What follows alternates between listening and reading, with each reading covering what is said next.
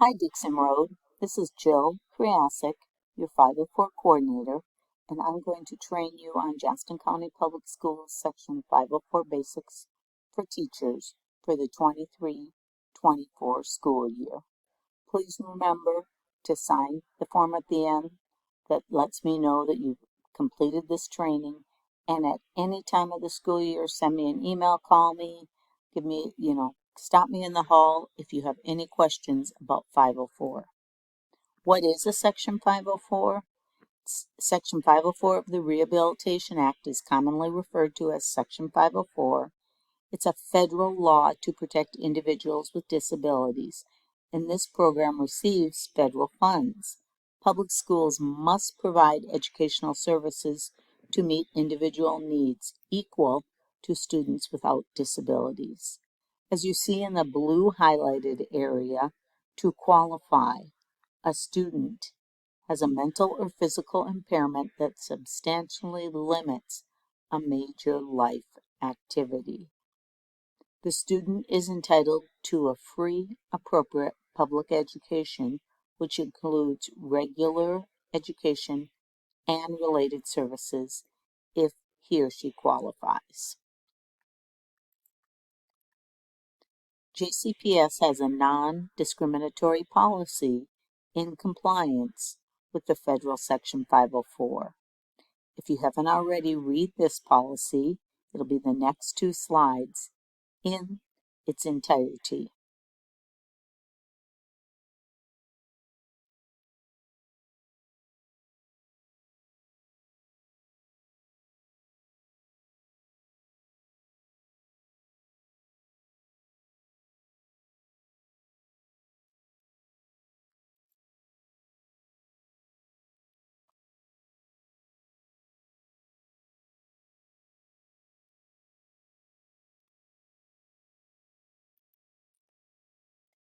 Before a Section 504 plan is considered, the IEP team meets to determine the student's disability, if the student's disability adversely affects her educational performance.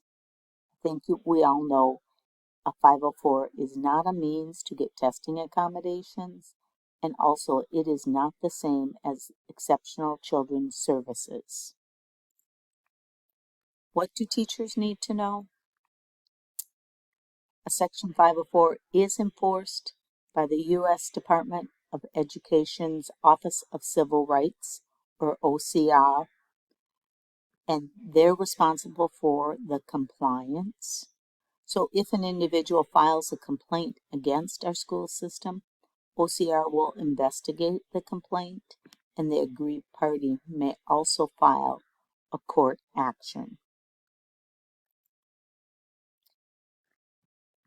What teachers need to know at the beginning of the year is who are the students in your classroom or that you service that have a Section 504. I will let everyone know prior to the start of school what the plans are, and you will receive a hard copy of the plan.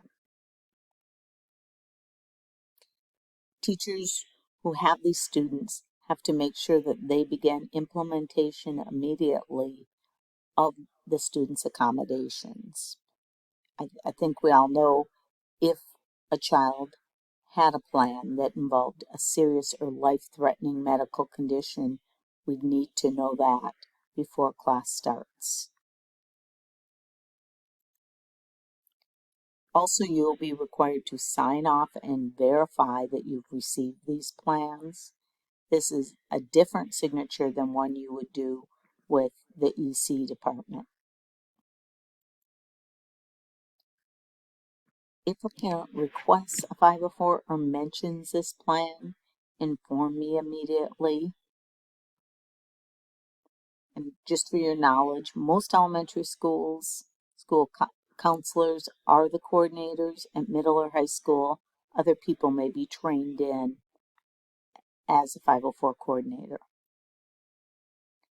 All 504 decisions are team decisions, and this team is a parent or guardian, the teacher or teachers, the 504 coordinator, and the first time a plan is written, administrators, on, and sometimes a student, every year with an annual review.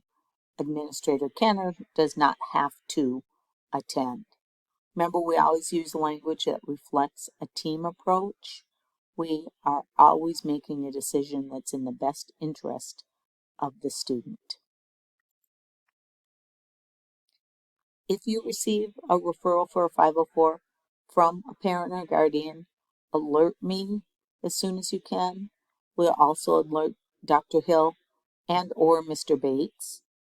And after we have this referral, then I go ahead and inform the IEP team because they must meet first. The IEP team determines if there's a need. They examine IDEA eligibility. If they determine the student does not qualify, then they may choose to refer him or her to the Section 504 team.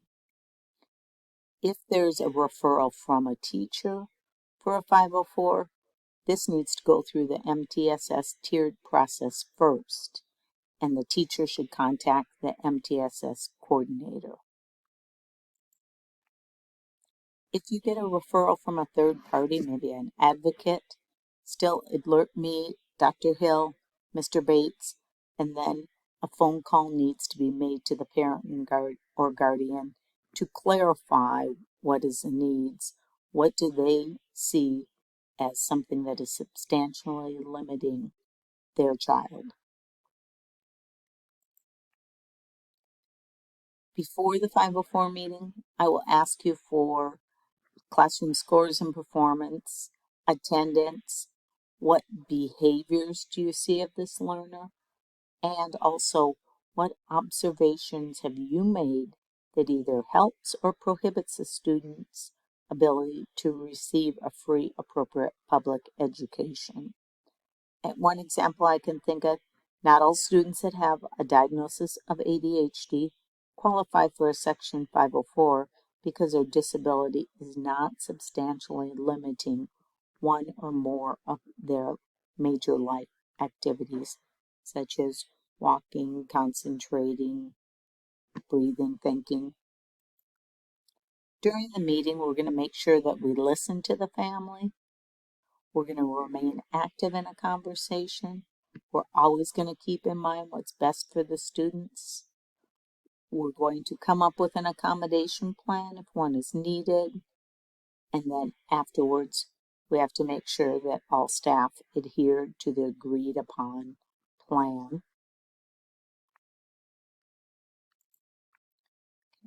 Also, after the meeting, we're going to make sure that the accommodation plan is followed throughout the year. Update me of any needed changes. And if the student does not use an accommodation, we need to document the date when he refused and kind of what the situation is, what's happening. And after 3 refusals, then this is dropped from his plan. Please let me know if you have any questions throughout the year. I can come meet with your team. I'm happy to meet with you. I'm happy to give you more information if you feel as you need it. Call me, send me an email, put a note in my box. Remember to sign the form that you've completed this training. Thank you.